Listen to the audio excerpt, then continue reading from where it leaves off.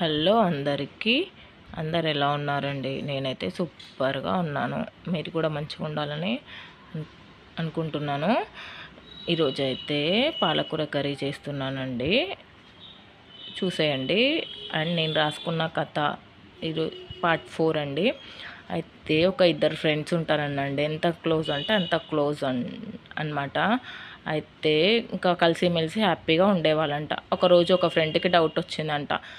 ఇతను నా దగ్గర డబ్బులు ఉన్నాయి కాబట్టి నా దగ్గరికి వస్తున్నాడు, ఒకరోజు ఇలా డబ్బులు లేకుండా కూడా నా దగ్గర ఉంటాడా వెళ్తాడా అని ఇంకొక స్నేహితుడికి అనుమానం వచ్చిందంట. ఒకరోజు తన భార్యతో చెప్తాడంట, ఇలా చెప్పు, శాలరీ రాలేదు, డబ్బులు రాలేదు, చాలా కష్టాలలో ఉన్నాడు అని భార్య తన స్నేహితుడితో చెప్తుందంట. అప్పుడు అతను అంటాడంట, డబ్బులు ఉన్నప్పుడే కాదు, డబ్బులు లేనప్పుడు కూడా అన్నిట్లో పాలు పంచుకొని కష్ట సుఖాలను పంచుకునేవాడే స్నేహితుడు. బంధాలే స్నేహం అంటే తిని తాగడంలో కాదు, మనకి ప్రాబ్లం వచ్చినప్పుడు కూడా మనం చేదోడు వాదోడుగా నిలుచుకొని ఉండడమే స్నేహం యొక్క గొప్పతనం అని అప్పుడు ఇద్దరు కలిసిమెలిసి మంచి హ్యాపీగా ఉంటారండి. ప్లీజ్ అండి, నా ఛానల్ని ఫస్ట్ టైం చూసుకునేటట్లయితే లైక్ చేయండి, షేర్ చేయండి, సబ్స్క్రైబ్ చేయండి.